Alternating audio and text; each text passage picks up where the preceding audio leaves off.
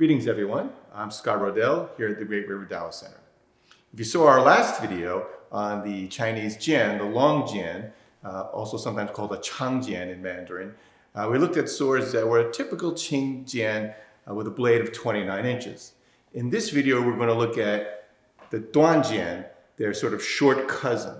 These swords typically have a length of about 23 to 25 inches in length. And it's really important that we look at these because they've really been overlooked by martial artists today, which is really unfortunate because they were a very common type of sword in the 19th century. During the 19th century, in the Qing dynasty, there was one rebellion after another. There was the Jian rebellion in the west, there was the Muslim rebellion in Xinjiang, in Shanghai there was the small sword rebellion, and the largest, you could say the most successful rebellion, was the Taiping rebellion, which took over essentially the central part of China. During that time, people started carrying weapons again because they needed them for self-defense. Especially those people of means, literati, people with money, chose to carry a sidearm. And if we think about it today, if you know you're going into combat, a soldier, for example, they carry a rifle, or if it's an urban situation, they may carry a shotgun, something like that, something that's very effective in battle. But if a non-specific threat, you know there's danger out and about, and you're concerned enough that you need to carry a weapon, it'd be something like what the police do today. Police don't carry rifles or shotguns every day around with them. It's too much trouble and it's not necessary. They carry a pistol. These short swords, these Duanjian, are the equivalent of carrying a pistol. This is short enough that it can be carried into a tea house, you can set it down on the table, it's not in the way, but also it's long enough that it can be effective in combat. So it's got enough of a reach that you can countercut. They're solid enough that they still play and move like swords, but they're short enough that they don't get in the way. So it's the perfect kind of everyday carry weapon for those people who needed one in that time when there was a lot of rebellions. It's also important to keep in mind that during the Qing period, the jian was no longer a standard military weapon. So unlike pattern-made military weapons, which often had similar fittings and lengths and so on, you find a lot more variation with jian, especially jian like this that were made for more well-to-do people. You'll see more variations in fittings and lengths and things like that. There's also a general consensus amongst martial artists that the jian is a sword that requires a lot more skill, right? And that means that you have to have more time to really put the hours in to become really conversant with this weapon. That means it also ended up being a symbol of status, right? Because in order to have the time to practice, you have to be well off. And so this was not generally a weapon that a peasant would have carried or a common soldier would have carried. In my last video, I mentioned that it was really important and really useful for me when I was learning jianfa, getting my practice going, to have the chance to train with real Ming and Qing dynasty swords. It totally informs your practice. It's very different to practice with a real weapon as compared to a sort of a floppy, inaccurate, historically inaccurate sword, one that's too bendy, like a lot of the swords that are practiced with today. Practicing with the real thing is a totally different experience. And this is why I think it's very important for martial artists today to also look at and train with these shorter weapons. But for one thing, as we were saying, they were in widespread use. So not everybody was carrying around a long sword. So it's really different when you do your form work or you're practicing free sword play with a short sword, it changes your historical perspective. You have to think about things differently. Your distance and timing are going to be really different when your sword is 3 or 4 or even 6 inches shorter than your duifang sword. When your duifang has a longer weapon than you, and he or she's looking to take advantage of that reach, your footwork's got to be good to move and keep your distance right so they can't overwhelm you. So training with these shorter weapons, with these historically accurate 23 to 25 inch blades, really gives you a great appreciation for the art, and it really will help to boost your skills. And by the way, if you're interested in Chinese swordsmanship, in jianfa, I'm working on several online courses, including ones on jianfa that over the course of this coming summer. And if you're interested, I'll put a link in this description below. You can follow that link and sign up to get information in the future. So please have a look at that. When looking at these duanjian, these short swords, it's really important to understand these are not long daggers. When you handle them, they move and swing and cut just like their long, full-length cousins, swords of 29 inches and even longer. Right? They are, of course, lighter. They are around 100 grams lighter than their long cousins, the full-length swords, but they still move and cut with authority. When you're swinging that sword around, it's moving the Duanjian, you won't feel it's like a dagger. You'll feel that it deflects with authority, that you can deflect a full power blow with it, and that when it comes back for that cut, it really bites and moves and cuts. The same sort of feeling as its long, full-length 29-inch Changjian brothers.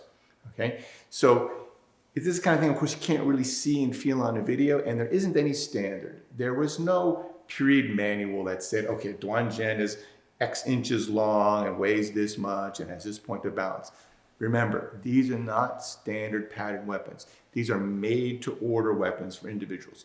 So everybody has a little bit different taste. Personally, I like to have one that's 25 inches long.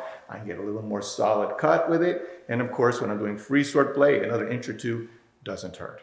But we will see them as short as 23 inches, even maybe a little bit shorter than that, down to 22 and a half. Of course, at some point, if you get down below 20 inches, it is just like a long dagger. It doesn't move with that same kind of power. You would have a difficult time deflecting a good, powerful blow from another sword. But overall, the feeling when you move them, and when you're wielding one, is that it feels very much like, or same as a full-length Changjian. Now let's have a look at several Duanjian. This first one I'm quite fond of. It's actually the first Chinese sword I ever owned. There's a bit of an interesting story behind that.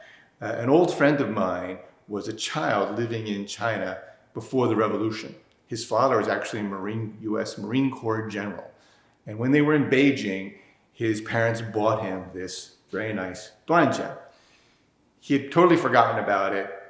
You know, decades later, his mom discovers it in an old trunk and gives it to him. One day I stopped by his house and I said, like, wow, that's fantastic. I'd never seen an antique Chinese sword before. And of course, I took it out. He allowed me to handle it. I drew the blade, and it had a little bit of rust on it. And I said, oh, let me clean this up for you. So I came back another time and I cleaned the blade and oiled it up for him.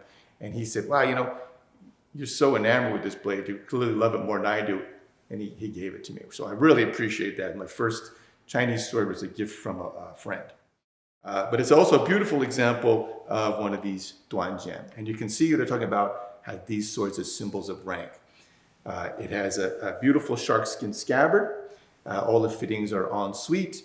It has this style of garter which is less common. Usually the ears of the lion will face upward, but also sometimes find it pointing down like this.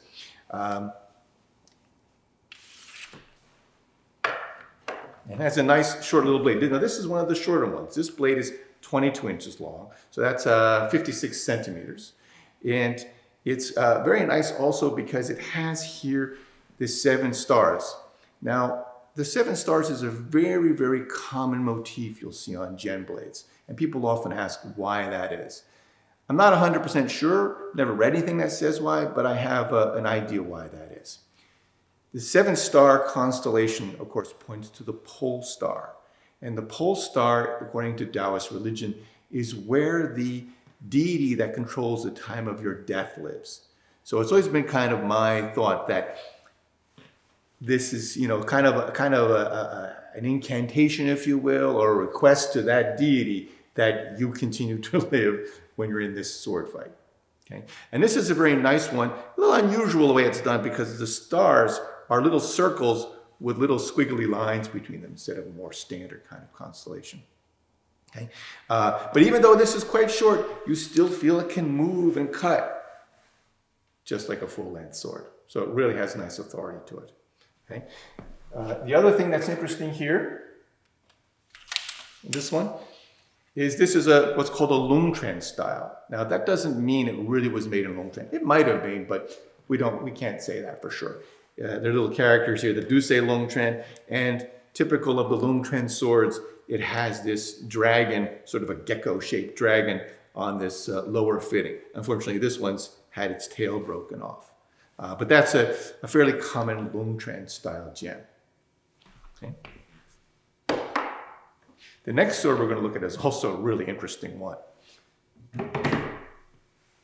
You may remember from my earlier video, talking about this shape of the guard. That's a lion's head shape. This is a very classical style guard. The last sword we looked at also had this shape of guard, but with the ears hanging down instead of poking up. This one, like the last sword, has a fairly short blade. This is 20.5 inches long. You might start thinking, well, is that becoming like a long dagger? And you might think so, but it still really has enough weight. This one is a little more than 100 grams more than the earlier one. This is 660 grams. The previous one we looked at was 550 grams. So that is 1 pound and 7 ounces. The other one is 1 pound and 3.5 ounces. And that extra 100 grams, it really makes a difference here. Okay? What's really interesting about this sword is that it's a Taoist priest's sword. This Duanjian has a really marvelous blade. It has inscription running almost its entire length. It starts with 5 times Lian. Thunder, thunder, thunder, thunder, thunder, 5 times. Then it has 4 lines of text. The first line is tu fu rong dong. Means something like earth blade, then it's hibiscus flower movement. So maybe they translate that something like blade that moves, blade that has a flowery movement, something like that. It's hard to translate these things sometimes. The opposite side says inside the scabbard is bright as frost and snow. Xia zong shuang xue ming. Below that it says Qing feng bao jian. So pure wind, precious sword. Opposite side of that, last 4 characters is jian yao chu xue, which means kill demons, get rid of evil. So obviously this is a Taoist priest sword. And then below all of those characters, we have the character Zheng, which is a family name, which would have been the studio or the forge that made this sword. It also has a quite nice grip here, nice solid brass fittings, and a buffalo horn grip. Okay, and you'll remember from the previous video, the Qing jian had the hole for a tassel here, whereas the Ming had them down here. But looking at this sword, even though it's short, maybe its grip seems small to some, this really moves and cuts and feels like a jian. The next sword we're going to look at is another Taoist priest jian. This one has slightly more elaborate fittings than your average jian, or average Duanjian. It has these German silver fittings. Chinese call this baitong, or white bronze. German silver is a nickel alloy, so when it's polished up, it looks like silver, but it's much stronger and tougher than silver. So it's a better choice for sword guards. On the guard, we have the 4 friends of winter: bamboo, orchid, iris, and plum blossom. And on the pommel, it has the character for long life and 2 bats, which are also a symbol for luck. The word for bat in Mandarin is fu, and it's also the word for luck. And on the fittings, it also has, again, those long life and good luck symbols with some symbols of the 8 immortals on the suspension band. The scabbard is also an unusual kind of hardwood. It's called chicken feather wood. So you can see these has these kind of ripples that look like feathers. So this is a very sort of upper end kind of sword. The blade itself is also really robust. 1 pound 9 ounces, 700 grams. It also is fairly long. It's 23.5 inch blade. So that's just shy of 60 centimeters, and that's longer than the last ones we looked at. So this sword really, as I was saying before, really cuts and moves like a full-length sword. It's also interesting being a priest sword. Again, it has inscriptions on the blade. Both sides of the blade have that 7-star pattern we talked about. And it's a little bit hard to read because it's seal script. There is, on this side, a dragon here at the base, and between them is a kind of a saying, long yan jiu ji, which means a dragon in a very deep pool. Jiuji means something like an old record or an old symbol. The opposite side has a phoenix, so you have a dragon and phoenix going on there. There's your 7-star constellation. Here's the saying, and here's the phoenix. This one we couldn't quite make out exactly what it says. It's in seal script again. That's a very archaic script. It's difficult to read. But it says something about a phoenix. Here it also has this seal, this maker's mark, and it's the same name Zheng that we saw in the earlier sword. We don't know if it's the same studio or not, but it's interesting to think that it might be. So both made by the Zheng school or forge or studio that made swords. Okay, but overall, again, this is not a long dagger. It is a really solid sword. And it's interesting to see that here's a fighting sword, a sword meant for combat as far as its construction, the quality of its steel, its weight, and its balance, that is also created to be a ritual sword for a Taoist priest. The last sword we're going to look at is one that I showed very quickly in the previous video about full-length jian, on the Qinghistory. And this one has this butterfly-shaped guard. Again, the hilt has the German silver, same as the Taoist priest sword we just looked at. So it's good solid fittings. This one has been remounted. This often happens with swords. You see here, the fittings on the scabbard are brass. So these are all kind of mismatched. So this happens, a sword from your ancestors has been passed on to you. Maybe the scabbard is missing. Maybe you don't have the means to pay for nice bitone white bronze fittings, and so they're done in brass. Okay, but interesting thing here is that butterfly, choice of a butterfly.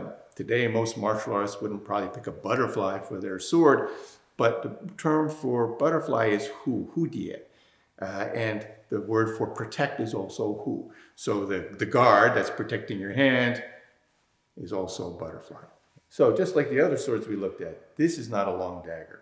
This 25-inch or near 25-inch reach, the 660 some grams, really lets this sword move and be wielded just like a full-length sword. You can absolutely deflect with good authority, and this sword will protect you if you need to. But while this is a sword that you can absolutely use to defend yourself in real combat, it is also short enough to carry around town and to stop in at the tea house. I mentioned earlier that I like to train with Duanjian as well as my full-length jian. And here is a nice short sword that I use for my training, is a 25-inch blade. Aside from the challenge that this offers, and I'm facing somebody as a full-length blade, really makes me pay attention to really controlling my distance, keeping my feet really moving and underneath me, not running away too far, not charging in too much. Really helps get your distance and timing just right, training with a short sword. And trust me, after you've faced a bunch of opponents with your short sword and you get your full-length sword, it really feels easy, much easier to get in and strike and get a solid blow on your duifang. But another really useful thing about these Duanjian that I wanted to mention before we close is this is a great tool for when your arm is really tired. It's not uncommon for martial artists to overtrain at times, right? We've all done that. If I've been away teaching seminars in Europe and I come back from 2 weeks on the road, sometimes teaching from 9 in the morning till 9 at night, get off that plane, I want to move. I want to get going again to, get the kinks out from a long flight home. But my arm is tired, needs a break.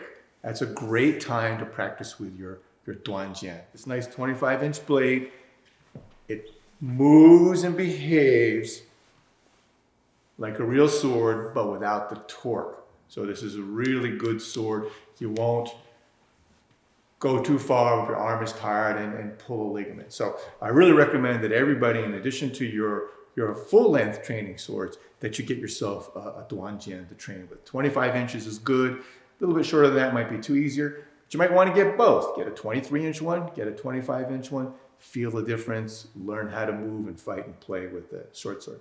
So there you have it. An overview of the Qing Duanjian, both the historical examples and a little bit about their use.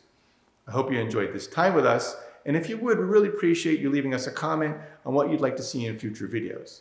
And if you think these videos are good, please subscribe and hit the bell so when the next one comes out, you'll hear about it. So until next time, 再见!